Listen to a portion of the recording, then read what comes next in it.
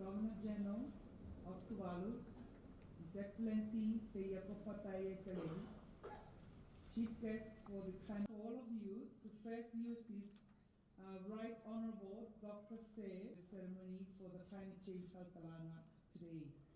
Before we proceed with the meeting, may we all the Honorable Prime Minister of Tuvalu, distinguished fellow heads of state and government, Your Excellencies, my fellow citizens of the Pacific, Bulavinaka, and a very good morning to you all. Your Excellencies, we gather here in one of the most climate vulnerable nations on earth to issue an impassioned plea to the world to finally confront the most important challenge of our age, a more decisive and more ambitious collective response to the threat of climate change. I bring you all the greetings of every Fijian and our warmest thanks for your continuing friendship and solidarity, and especially your support for our own climate action agenda on behalf of all Pacific peoples, including our presidency of COP23. Right from the start, we have been determined that Fiji's efforts not only on behalf of ourselves, but every climate vulnerable person in our region.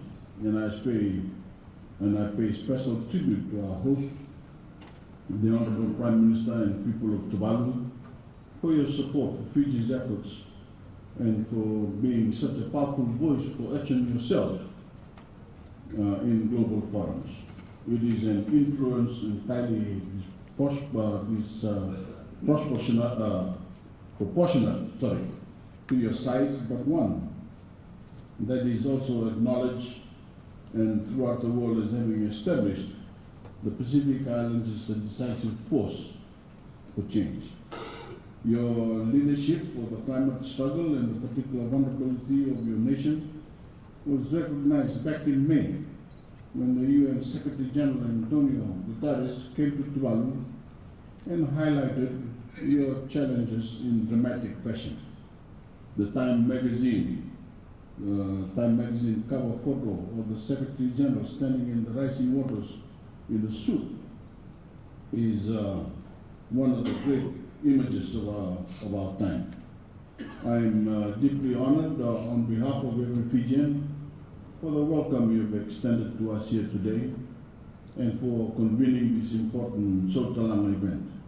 And I also want to reaffirm the message that our former President, His Excellency now the Speaker of our Parliament, conveyed to you when he visited you here in 2014. Standing shoulder to shoulder, Fiji, Tuvalu, and our Pacific Island neighbors intend to do everything humanly possible to get the world to take the decisive action needed to save low-lying atolls like Tuvalu from the rising sea levels and extreme weather events associated with climate change. But if, God forbid, that effort fails because the industrial nations continue to selfishly put their own interests above our own, Fiji will offer a home to you, the people of Tuvalu.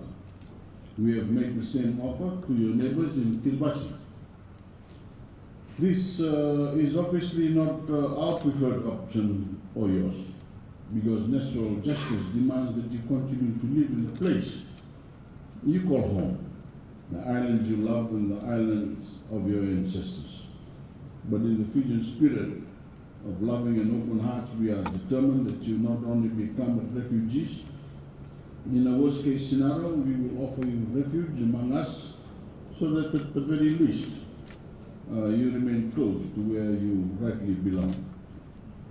Excellencies, the world must not turn its back on the peoples of Tuvalu, Kiribati and Marshall Islands, those under direct existential threat now, or on any other billions of people living in other climate vulnerable parts of the planet, which is why I also want to say this today. We will not accept, here in the Pacific, any lack of resolve on the part of the community of nations in tackling the climate change and the climate threat. Fiji is especially unhappy about what happened in Bonn in May, when certain fossil fuel producers used their muscle to exclude any further mention in the UNFCCC, the ongoing climate negotiations of the temperature cap we called for in 2015 in our Suva Declaration on climate change. This is to limit global warming to 1.5 degrees Celsius above that of the pre-industrial age. That was our position in Suva 4 years ago, and it was subsequently endorsed by the world's scientists on the IPCC, the Intergovernmental Panel on Climate Change. And we will not stand by and allow the target to be diminished in any way. As the late Tony de Boom of the Marshall Islands, one of the great Pacific statements on climate change, famously said, 1.5 to stay alive. That, Excellencies, is our position. It remains our position, and we intend to keep fighting for it. I pledge to you all today that Fiji will use everything in its power, and I, as current chair of the Pacific Small Island Developing States, will do everything in my power to marshal our collective strength here in the Pacific to restore and reinvigorate the 1.5 degree target in every global forum, including next month's Global Climate Summit in New York, and of course at COP25 in Santiago, Chile in December. I'm proud to say that Fiji is rising to the challenge laid down by the UN Secretary General to go to New York with an increase in our own NDC, our nationally determined contribution to reduce greenhouse gases emissions. And I urge all Pacific Islands, all our Pacific partners, wherever possible, to do the same. The path to more ambition in our own case involves a faster transition to renewable energy, more efficient utilization of our forests and mangroves, nature's carbon capture, and a range of innovative mechanisms to achieve the net zero emissions target that the Secretary General has requested by 2050, 31 years from now. We are also introducing a Climate Change Act in Fiji that will enshrine in law our domestic response to the climate threat and the threat to our oceans and place that law at the heart of our national policies and priorities. Among other things, it will establish procedures for the relocation of communities that are at risk and support the Relocation Trust Fund that has already been approved by our Parliament and that we will be launching at the New York Summit next month. In addition, Your Excellencies, ladies and gentlemen, to playing a leadership role in the global ocean pathway, we are also developing a national oceans policy under which Fiji plans to move to a 100% sustainable managed exclusive economic zone, with 30% of these being earmarked as a marine protected area by no later than 2030. I ask you all to join in this ambitious venture and also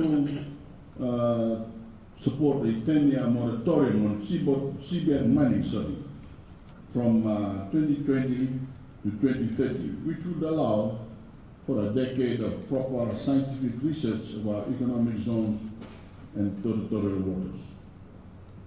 We are also leading with Marshall Islands, the Pacific Blue Shipping Partnership, that is working on a blended and innovative finance structure to support the decarbonization of domestic marine transportation fleets and facilities in Fiji and across the region.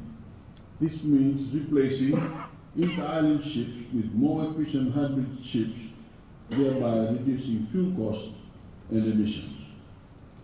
Your Excellencies, more broadly, we need greater cohesion and greater resolve in our collective response to the climate threat and the threat to our oceans, on which so many of our people depend for food and their livelihoods.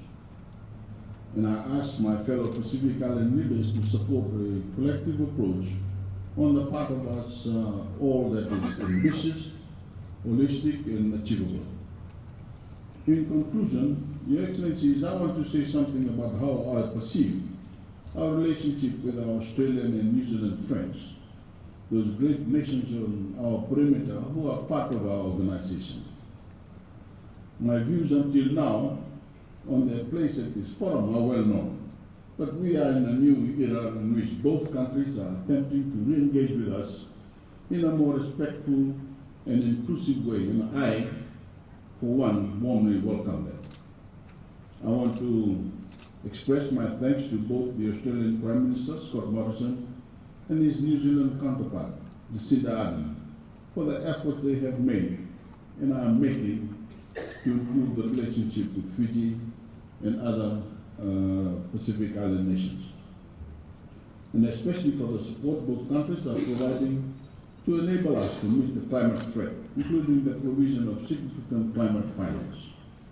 We are bound by geography, we are bound by history and shared values, and nothing must ultimately be allowed to come between us.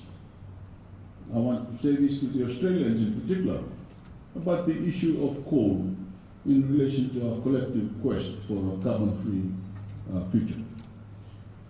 Fiji recognizes that coal has always been an important part of the Australian economy as an export revenue earner and for your national energy skill. It has enabled you to build a strong economy that also gives you the means to support our region. We appreciate the importance to Australia and indeed all countries of having reliable and affordable access to power. We respect the fact that you have your interests and we have ours. And just as we don't expect to be told what to do in pursuit of our own interests, it is not for us to be prescriptive about how you should run your affairs. Having said that, I appeal to Australia to do everything possible to achieve a rapid transition from coal to energy sources that do not contribute to climate change. That transition should be just for your own people and just for us here in the Pacific, where we face an existential threat that you don't face and challenges we expect the governments and people to more fully appreciate. You are already providing leadership in renewable energy investment and are leading in research and development across many aspects of it. Please do more, and we would all welcome benefiting from that effort. Put simply, the case for coal as an energy source cannot continue to be made if every nation is to meet the net zero emission target by 2050 that has been set by the UN Secretary General and every other responsible leader of the climate struggle. I certainly look forward to seeing for myself the progress Australia has made in managing the challenges of transforming its energy sector and integrating renewable energy when I make my first official visit there next month. That visit will take place in an atmosphere of friendly engagement while I continue to press the case strongly on behalf of Pacific nations for the 1.5 degrees target. Excellencies, in closing, I want to repeat my warmest thanks, our warmest thanks to Tuvalu as the host of this PIF and the wonderful welcome we have received. I look forward in the coming days to strengthen the great friendship between us and our collective agenda. We are now, and for all time, one Pacific, conscious of our vulnerability, but determined to resolve our challenges and improve the lives of our people. And we intend to continue to be a respected voice of climate action in the world now and in the years ahead. Thank you. God bless you all.